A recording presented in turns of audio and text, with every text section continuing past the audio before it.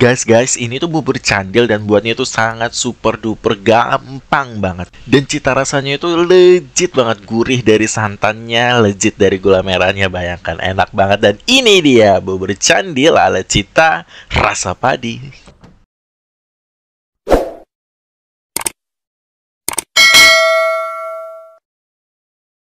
Langkah pertama, kalian siapkan dulu ubinya. Di sini aku pakai ubi celembu. Kalau kalian mau pakai ubi yang orange atau ubi ungu itu terserah kalian, sesuai selera masing-masing ya.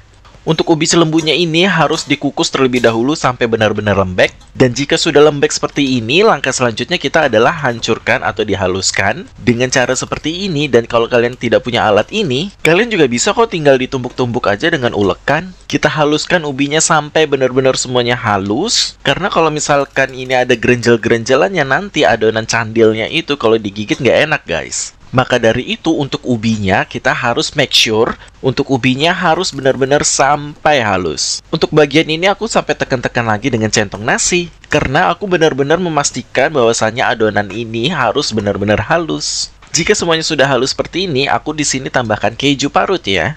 Untuk kejunya di sini aku pakai keju cheddar. Ini tuh sebenarnya opsional guys. Kalau nggak pakai juga nggak masalah. Jika semuanya sudah tercampur, di sini aku siapkan 15 sendok makan tepung tapioka. Namun kita masukinnya parsial ya. Di sini aku masukin 5 sendok makan terlebih dahulu. Karena tingkat kadar air dari ubi itu berbeda-beda ya guys. Jadi kalian harus pastikan untuk pencampuran tepungnya harus parsial ya. Untuk adonannya kita adon terus sampai benar-benar kalis, adonannya yang kalis gitu loh guys. Nah, di sini kita tambahkan lagi, aku tambahkan sebanyak 6 sendok makan tepung tapioka. Setelah itu kita adon lagi adonannya sampai benar-benar kalis yang bisa dibentuk gitu loh guys. Sampai adonannya bisa dibentuk yang bundar-bundar gitu. Dan tidak lengket di tangan.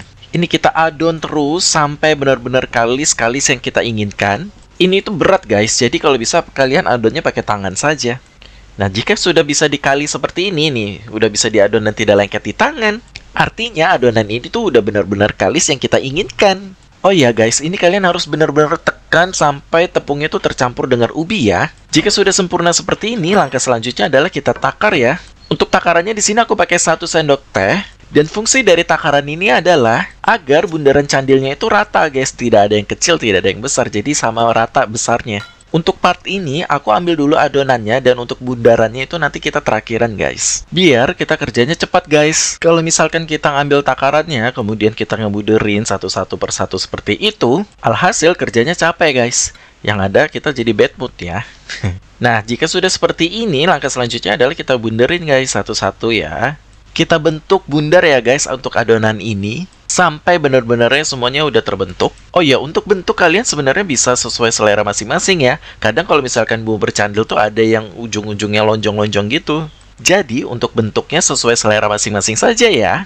Kita bentuk sampai benar-benar semuanya terbentuk ya guys. Kalau misalkan caranya seperti itu gampang banget guys. Jadi pekerjaan itu cepat selesai gitu. Untuk 1 kilo ubi menghasilkan sebanyak ini loh guys. Tuh lihat deh, ini tuh banyak banget guys jumlahnya. Oh iya guys, kalau misalkan kalian ukurannya mau lebih kecil juga nggak masalah ya, sesuai selera masing-masing ya. Jika semuanya sudah selesai, langkah selanjutnya adalah kita bikin kuah gula merahnya. Untuk gula merah di sini aku pakai sebanyak 300 gram gula merah. Kemudian gula merahnya ini kita sisir ya guys, agar pada saat pemasakannya nanti gula merahnya itu cepat larut guys. Oh iya, untuk adonan candilnya tadi kita masak barengan dengan kuah gula merahnya, agar adonan candilnya itu lebih legit guys, lebih berasa gula merahnya. Jika gula merahnya sudah tersisir seperti ini, kemudian kita tambahkan 2 lembar daun pandan. Daun pandannya kita kucuk-kucuk aja. Kemudian kita tambahkan gula pasir sebanyak 2 sendok makan.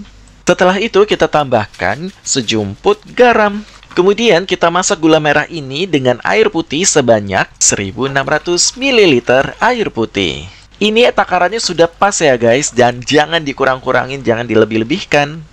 Jika semuanya sudah tercampur seperti ini, langkah selanjutnya adalah kita masak ya di kompor dengan api sedang cenderung ke besar. Kita masak kuah gula merah ini sampai benar-benar mendidih ya. Jika gula merahnya sudah mendidih, langkah selanjutnya adalah kita masukin adonan candilnya. Kenapa kita masak barengan dengan kuah gula merahnya? Agar si candilnya ini berasa gula merahnya guys. Dan namanya bubur candil, kuahnya harus kental ya. Kita masak adonan candil ini sampai benar-benar matang dan sampai benar-benar mendidih ya. Jika kuah gula merahnya sudah mendidih dan adonan candilnya sudah matang, Langkah selanjutnya adalah kita tambahkan larutan air tepung tapioka sebanyak 6 sendok makan tepung tapioka. Kemudian kita aduk terus, kita masak sampai benar-benar matang ya. Sampai kuahnya benar-benar mengental. Karena khas oriented dari bubur candil itu harus benar-benar kental guys. Aku reminder lagi, kita masak bubur candil ini harus benar-benar kental ya. Untuk bubur candil sebanyak ini, kita memakai larutan air tepung tapiokanya sebanyak 6 sendok makan. Untuk detail resepnya aku taruh di description di bawah video ini ya guys. Ini kita masak sampai benar-benar matang, sampai benar-benar mendidih untuk gula merahnya.